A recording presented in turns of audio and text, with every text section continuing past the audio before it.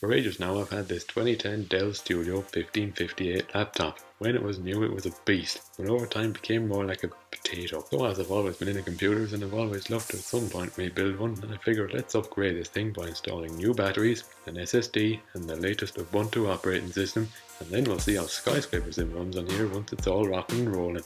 Sit back, relax and let a lift enthusiast try to repair a computer. Please don't cringe guys, it's my first time. Before we explore it further, I think it's only fair we take a nice long look at this laptop, because a Dell Studio I think is a obscure enough model. These strange spiral patterns that I'm pawing over and leaving fingerprint marks in. And if we look at the side, if I spin around, we've got limited enough ports on this side because that's where the optical drive is. And at the other side of the laptop, this is where we have all the main ports. We've got HDMI, a VGA, a couple of Thunderbolt, microphone and 2 headphones. And here we have the base. That's the wrong way around. We have a removable battery up here. Model information. Says the designation there, Studio 1558. Designed by Dell. This is the back plate that you use to get at the internals. Inside the laptop, it's an interesting design. Got a large keyboard. This is actually removable, but we have no need to remove it. The same spiral pattern on the panel here. This is powered by Intel Core i5, as we know, designed for Windows 7. And now let's see if we can get this thing to boot up. So one thing I do know about it is this particular machine does not run under its own steam. It has to be continually connected to the power. Okay, we have plugged the laptop in. It has a blue light there and some interesting patterns there. Not sure what those were about. So now we are going to see the Dell Studio laptop. Will it boot after all these years of staticness? Attempt 1. Things are happening all right. Keyboard backlight is on. And we are booting.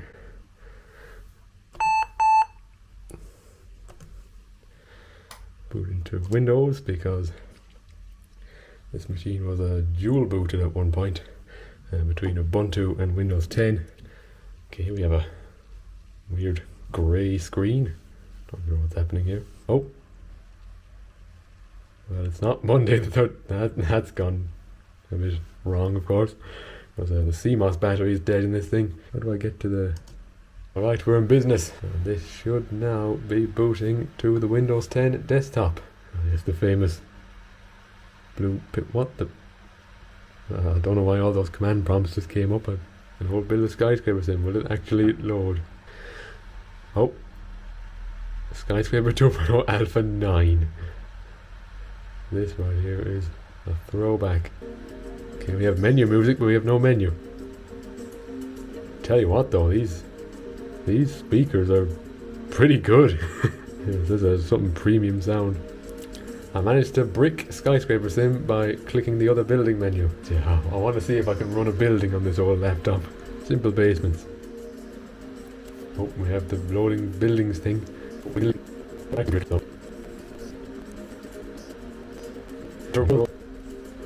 Oh. Things are happening. We have a very old looking oh my goodness. It's kind of working, very laggy. Oh, I called it. This is an old build of Skyscrapersim as well. So this is the elevator at Simple Basements. It's a simple lift with these weird wooden walls that they all have. Yeah, it says something about your laptop when you can't even go one floor in the Skyscrapersim lift. Come on, be one. As slow as this looks, this does not do it justice as to how slow this system actually is. Simple things like saving a file or opening Explorer would take as long as 15 seconds in some cases. Well, there you have it. It runs Skyscrapersim. Well, let's get out of here before it kill the whole system. There's a lot of personal files in here, so can't really show this. So now we are going to cut to a few days later And we will hopefully be able to crack on with upgrading this thing to make it a bit less of a chore every time you need to close the file explorer, for example. There we go. Anyway, cut to whatever day it'll be. Alright, it is now the next day and we are getting ready to perform the first pieces of surgery upon this laptop.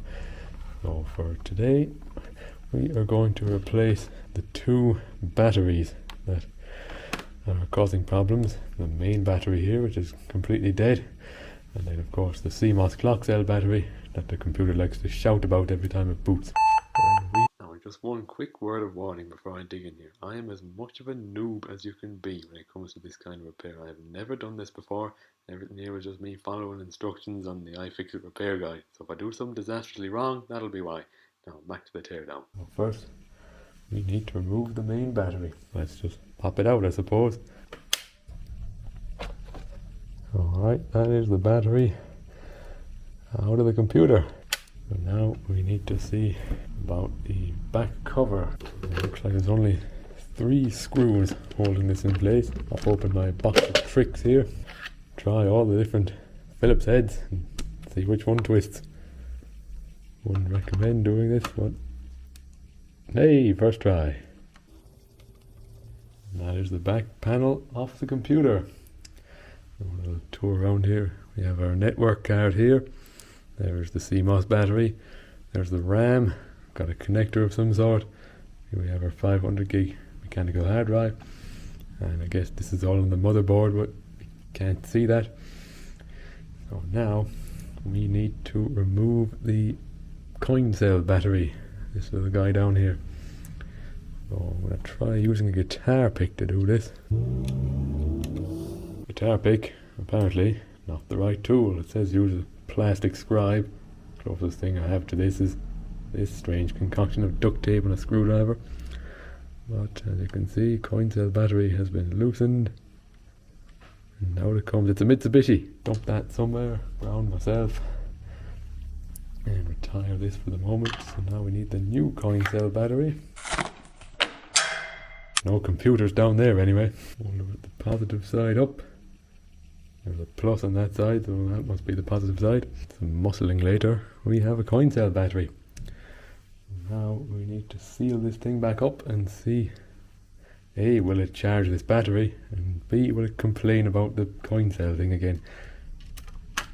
And with a few spins of the screwdriver later, the Dell laptop is now sealed up again.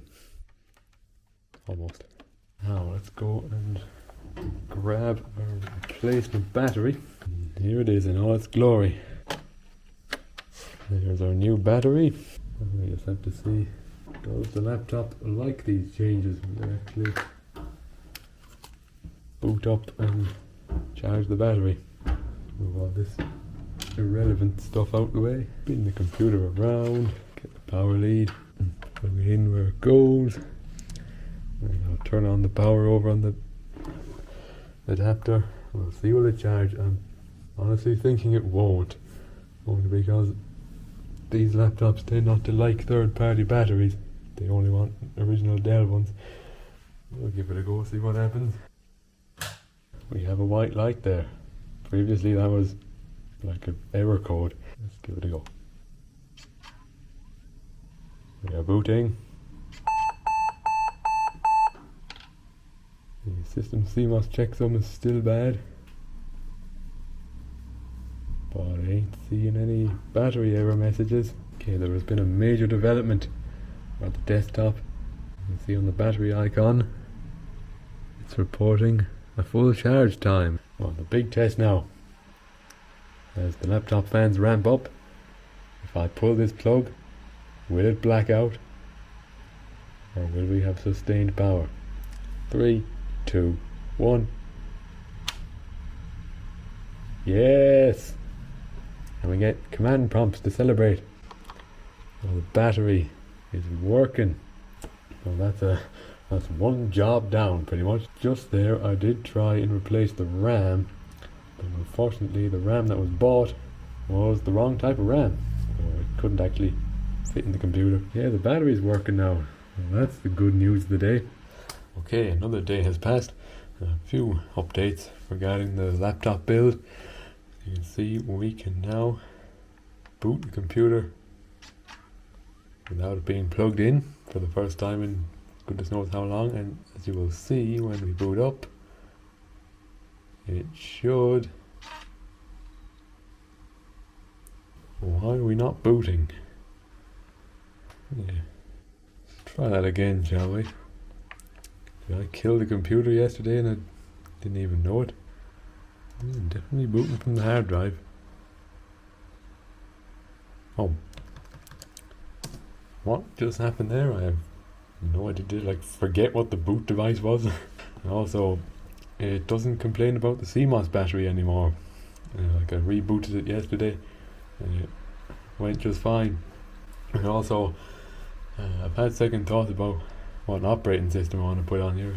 I was going to originally try and get Windows 11 on, and I realised that there's some TPM, trusted platform module thing that's a system requirement, and this processor doesn't support that. So instead I'm going to put on that new Ubuntu thing that's meant to be easier to use than the old Ubuntus, and that way as well we might get better performance, and we might even get away with not upgrading the RAM in that case. I think these Linux operating systems are designed to run on pretty much anything. But yeah, I'm going to now just do a sort of last boarding call for backup Sony RAM. I need to get the USB key for that. I left that in the other room, I think. Just to pick off the last few files that we might want to preserve before hopefully tomorrow we can tear out the hard drive, pop in the SSD and get Ubuntu installed from a bootable USB thing, and yeah, then we should hopefully have an all new computer. Alright, another new day has dawned, and we have now got to get on with probably the most important job to get this computer back up to scratch. We are going to change the old mechanical donkey out for a brand new Crucial BX500 240 gig SSD. We are now back inside the computer. We need to start attacking this hard drive area here. These are the screws we require. You don't misplace screws when you're working on a laptop. Looks like we just slide this to the side. Clean. So this computer now has no hard drive. Now we're going to unbox our new Crucial hard drive. It's crucial to the operation of this computer. We call lazy man's unboxing. So we actually don't need a spacer, which is nice. I thought we were going to need a spacer. That's what my research told me anyway. But so now we just need to get the drive itself off the bracket, and then we can use the bracket to mount our new SSD. This is seriously all it is. Oh sure, that was the wrong side of it. That's the side we're meant to be on. Took the back of the hard drive off for no reason. Let me just go and rebuild that quickly. I'm going to flip this over and take out the screws they actually wanted us to take out. Alright, so those have been removed. Grab the hard drive, pull it out, and now we have the bracket. Now we need to use this bracket, which we know fits in the computer, to mount this fella right here. Put it up the same way that the other one was. Right, that's been rebuilt nicely. So it should just be as simple as plug it in and grab me my other screws. Should just be as simple as screw this back into the body of the PC, and we should, in theory, then have a Dell Studio laptop with a silent hard drive. And there's going to be no way of testing this really, because we don't have an operating system on here, so we can't see, does it detect the hard drive. Nice. One Crucial SSD in the Old Dell Laptop. Oh, now we just need to seal her up again, get this puppy back in. Don't need to go manhandling screws now, I just drive these guys.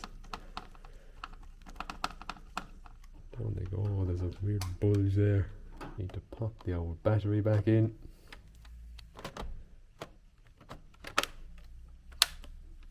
Nice. That is one Dell laptop. Now it's an SSD. Alright, so we are now on the Ubuntu website on my MacBook. And we are going to see about making this bootable. So I have a USB thingy on hand here. So 2 gigabytes. This thing is 32 gigabytes. An Apple computer or laptop running macOS. And the Ubuntu ISO file, which I will need to download right now. So get Ubuntu. We'll do the long-term support one. I don't believe this costs anything, so just let it roll. Anyway, that is one Ubuntu desktop ISO downloaded. So now we need to install this Etcher program, which is what we'll use to flash the ISO image actually onto the USB thing. Okay, so we have Balena Etcher. Flash from a file. There's our Ubuntu image. Target will be the SanDisk Cruiser Blade. Flash. And there it goes. Okay, it's going to be pretty quick, which is nice. So I will meet you when this is ready to put into the old laptop. Okay, this fella right here is now sporting a brand new build of Ubuntu. We'll plug this bad boy in. And then we'll need to change the boot device to boot from USB and see, can we install Ubuntu? Wow. Silence. Try or install Ubuntu. Ubuntu 24.04. Nice. Probably 2024 build 4. So weird to hear this computer in complete silence. So here we go. Oh, brilliant. Not surprisingly, this brand spanking new Ubuntu doesn't have a driver for whatever component this is. Type here to test the keyboard. Subscribe to Lift Excelsior. Do it, baby. Something great. Has it not detected the network card or something? We'll install Ubuntu. We'll do the extended app selection. Because, whoa. That detected the laptop name. But we will not be using that. We will be saying the Old Dell Laptop Reborn. Let it roll. And now we wait. Alright, as we can glean from this crown icon, we are now the kings of installing operating systems. Ubuntu has been installed and is ready to use. We're now going to restart the computer to finish the installation.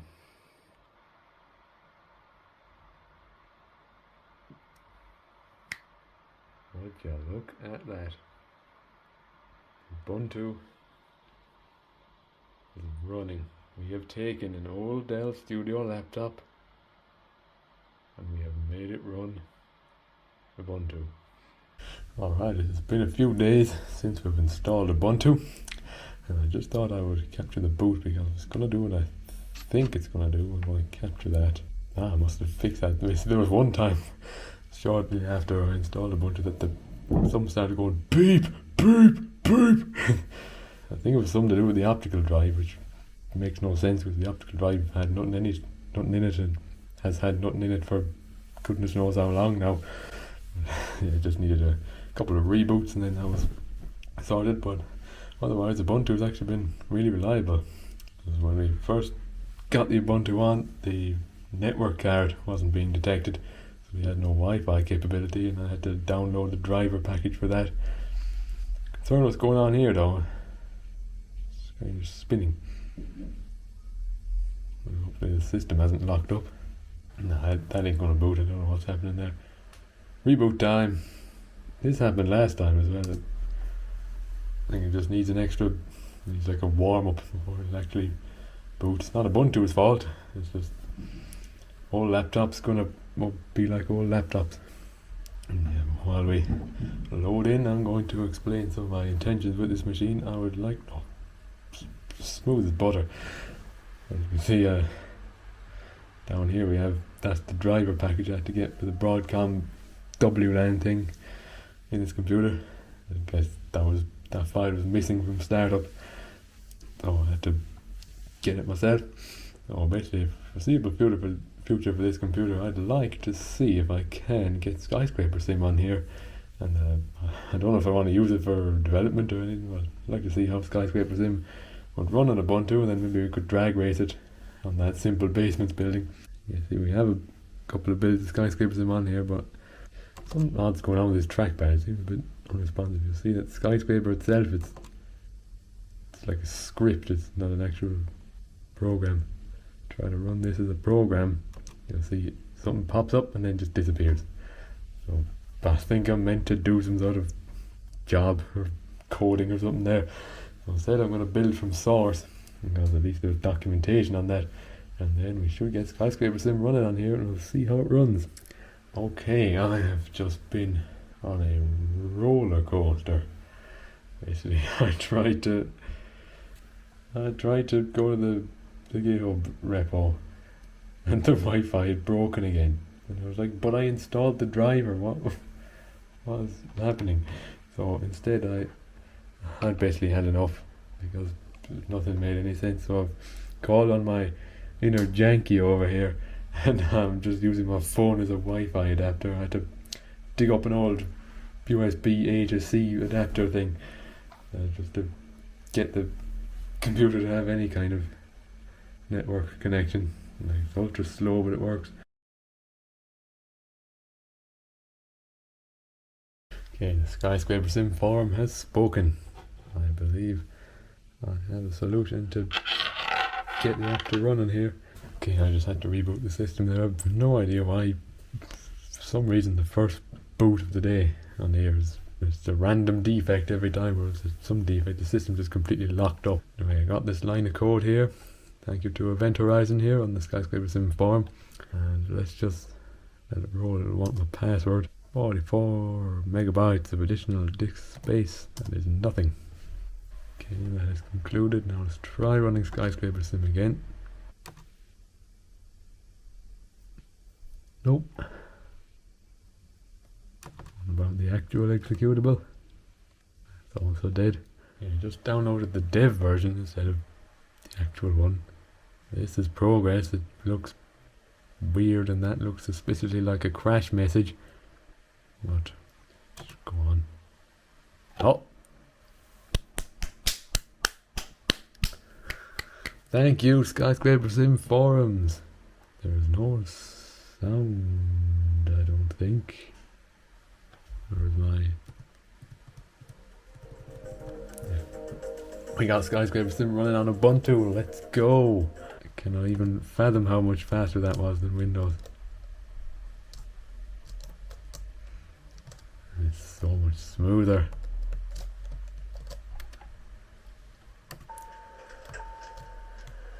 Can actually control the game for once. Now let's go to the same floor as we did last time.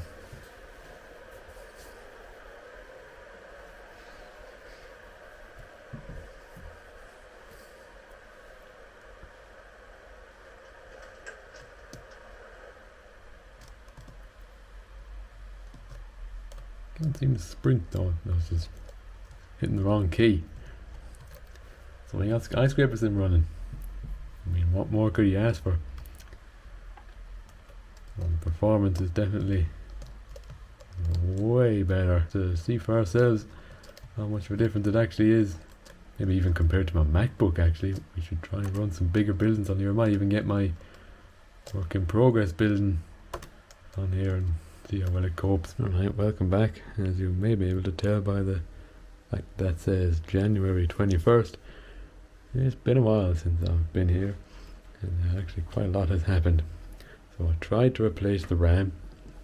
We got some 8GB modules that we put into the computer, but then it didn't seem to like them that much, because every time it tried to do something more intense than running a files explorer, the computer would just hang up and require a forced reboot.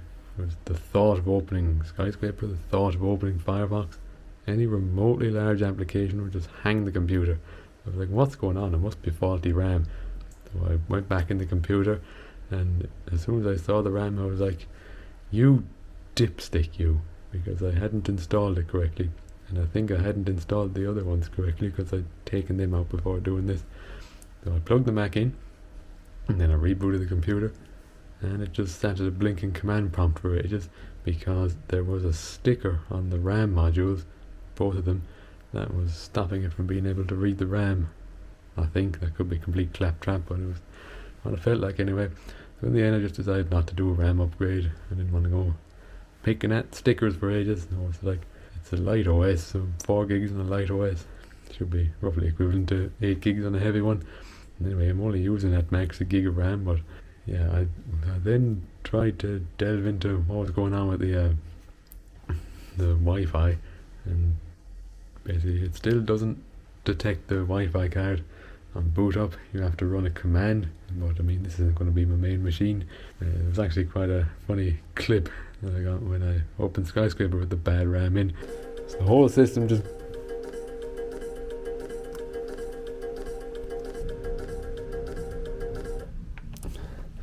that's a bit of an epic fail. That's when I realised that something's not right here.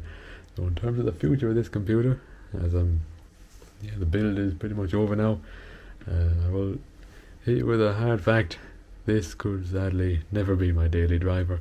There's a few things I find a bit intolerable about this machine. This screen will get cumbersome very quickly. This big glary screen. The keyboard I actually do quite like. I think it's preferable to my MacBook, but overall the machine is a bit bulky. It doesn't have a Thunderbolt port, so I couldn't use my external hard drive. And Ubuntu, though it seems very snappy and I'm slowly picking up skills with it, it's still a bit alien compared to Mac or Windows. So yeah, I'll keep it as like a memento, a project PC, which I can dip into whenever, if like my Mac breaks down or I just need a Ubuntu system for whatever reason, I can hop on. But it will not be replacing the Mac anytime soon. But this will not be the end of the video yet. Don't go anywhere because I have a silly experiment planned. I'm just going to do a bit of a benchmark on here. I'm just going to load up Skyscraper. I'm going to run a decently big building. I'm not going to do like a full 300 floor monster that will probably black the thing out immediately. I think we're going to run the Triton Center. That is not how you open Skyscraper. So yeah, Triton Center. I'm going to pop random activity on. Have a mooch about, and yeah, if the frame rate holds, this is officially the best computer in the world. If it doesn't, that's okay. That loaded very quickly, I have to say. Oh, the fans. Right. How do I do? Oh, malfunctions. This is a newer version of Sim than I'm used to. Whoa, I forgot how to control random activity could be sometimes. I gotta say, you cannot see the screen, I apologise for that. Yeah, this is a bit, I'm freestyling it with the camera angle here. Couldn't be bothered to go get the tripod because it's late in the day, but yeah. But the numbers aren't anything special. This is, I'm walking backwards, guys. Why am I doing that? I should know my way around Skyscrapersim at this point. The numbers don't look anything special, as I've been trying to say for like 6 minutes now. This is running very smoothly. This could even beat my Mac. Well done, Little Dell Studio. That's incredible. Shall I ride an elevator? Yeah, wait for me. Boosh. Boosh. Fans are having to work overtime, but performance is buttery smooth. Shall I go out the top? I want to see the shaft. There we go.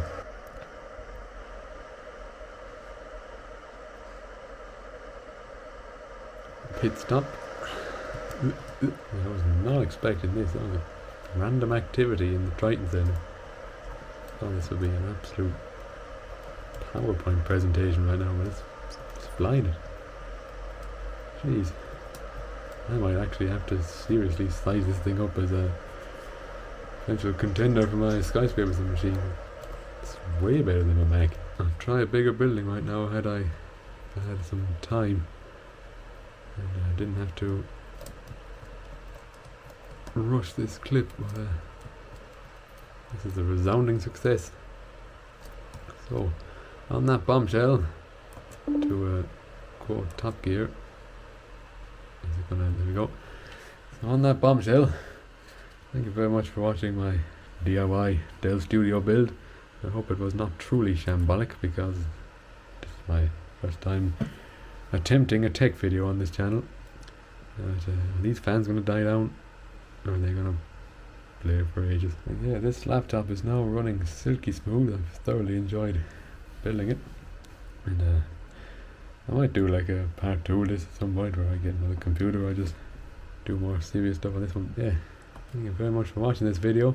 I'll see you in the next one, which is hopefully a bit more up my alleyway, a bit less freestyling and lift related probably. See you all in the next video. Did I just repeat myself? I think I did. Losing my mind, guys.